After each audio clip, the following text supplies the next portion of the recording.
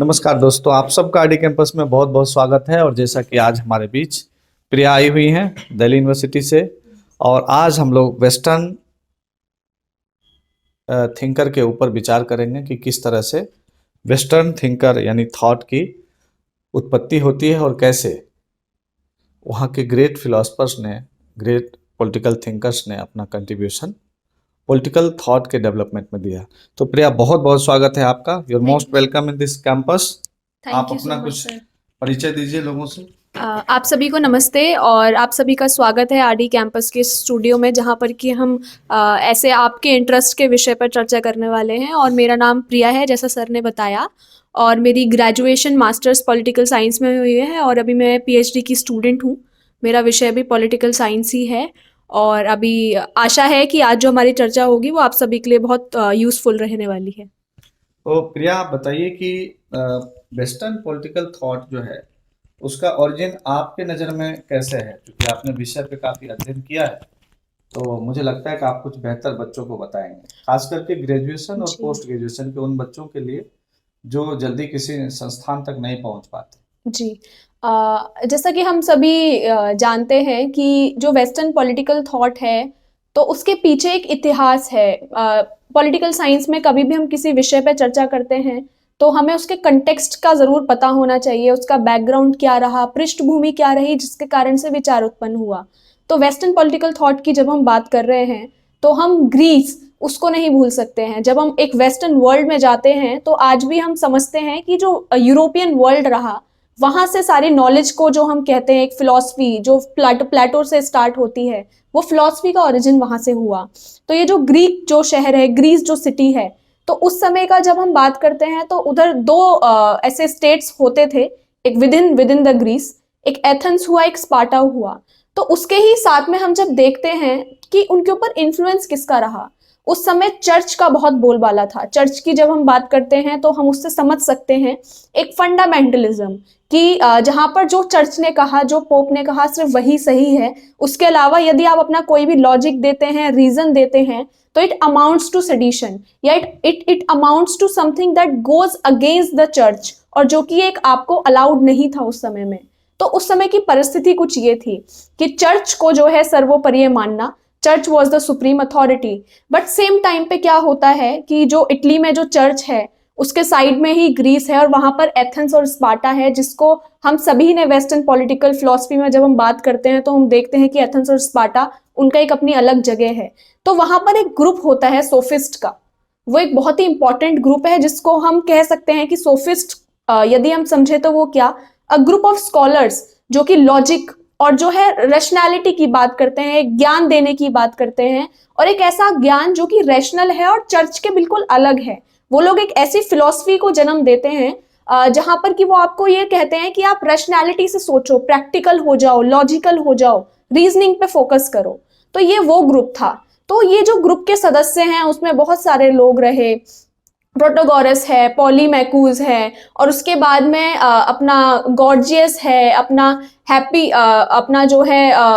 Glucose है। ऐसे बहुत सारे जो है सोफिस्ट के जो उस ग्रुप के जो मेंबर्स रहे, उसमें ऐसे बहुत सारे लोग रहे जिन्होंने कि कंट्रीब्यूट किया कहीं ना कहीं ओवरऑल वेस्टर्न पॉलिटिकल थॉट को। तो ये जो ग्रुप की जब चर्चा होने लगी तो उसमें से ही एक था सोक्रेटिस, सुकरात जिसे हम कहते हैं। तो उन्होंने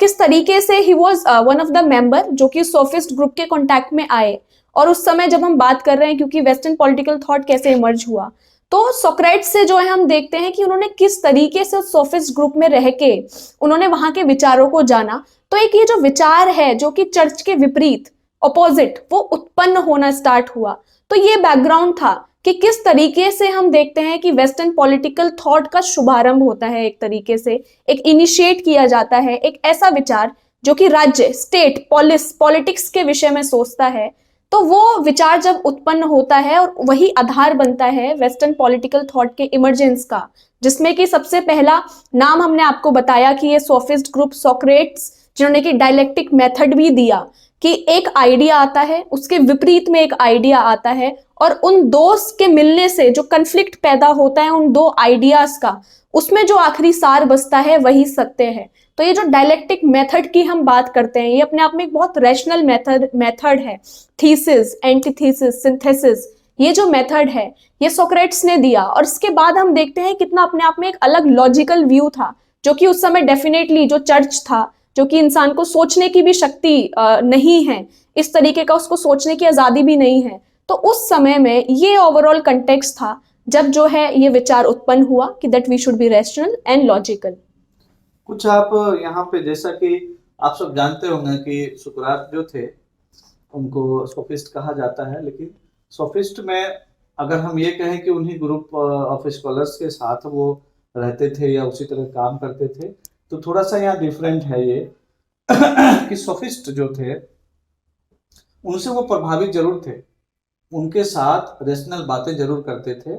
और इसीलिए उनको सोफिस्ट कहा भी जाता है। लेकिन सच्चाई यह है कि उससे बहुत आगे बढ़ के,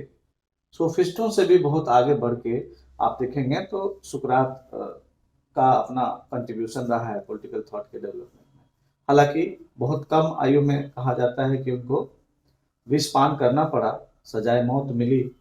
इस वजह से बहुत कुछ नहीं, लेकिन जो भी उनके विचार थे वहाँ से एक प्रारंभ हो चुका था। और उन्हीं के परम शिष्य के रूप में कहा जाता है प्लेटो, एक महान दार्शनिक, ग्रेट फिलोसफर, और पॉलिटिकल फिलॉसफी को एक आधार देने के लिए फिर से आगे बढ़े। हम चाहेंगे कुछ प्लेटो के बारे में भी कुछ बातें बताइए कि उनका जो किंग था, उनका जो स्टेट था,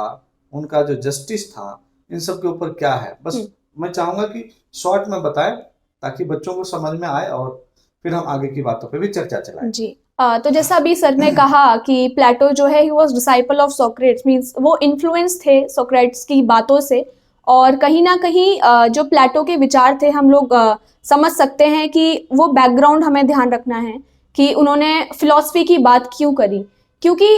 उनका जो सोक्रेट्स थे, जैसा अभी सर ने बताया, he was murdered by the state. जो उस समय की जो अथॉरिटीज थी, उस समय जो लोग रूल कर रहे थे, तो उनको मार दिया गया सोक्रेट्स को, just because he went against the state, he went against someone जो कि उनकी बात को पसंद नहीं करते थे। तो सोक्रेट्स के जो प्लेटो हैं, उनके दिमाग में ये चीज आती है कि किस तरीके से हम स्टेबिलिटी ला सकते हैं। तो जो वेस्टर्न पॉलिटिकल थॉट का जो आधार है और प्लेटो का जो आधार है उनकी फिलॉसफी का, वो यही है कि पीस और जो पॉलिस, जिसको हम सिटी स्टेट भी कहते हैं, पॉलिटिक्स जो कहते हैं, उसमें हम कैसे पीस लाएं। तो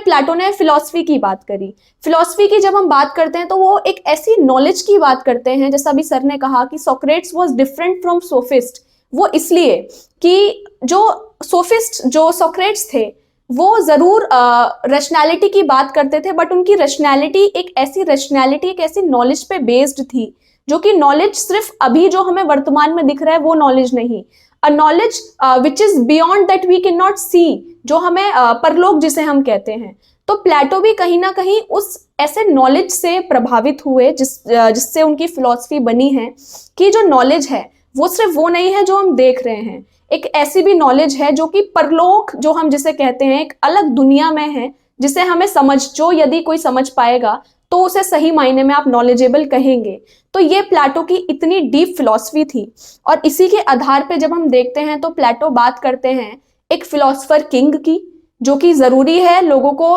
रेगुलेट करने के लिए, क्योंकि उस समय जो किंग थे उन्होंने सोक्रेट्स को मारा। तो उन्होंने एक फिलॉसफर किंग की जब प्लेटो बात करते हैं तो वो ये कहते हैं सबसे पहला इंपॉर्टेंट गुण एक फिलॉसफर रूलर में क्या होना चाहिए कि वो वर्चुअस हो, विजडम हो उसके पास, उनके पास करेज हो, उनके पास लव भी हो, और सबसे बड़ी इंपॉर्टेंट चीज की एपेटाइट, जो हम कहते हैं एक चीज के पीछे, लग्जरियस लाइफ के पीछे भागना, वो चीज उस फिलॉसफर रूलर के पास ना हो, और वो न्यायकारी हो।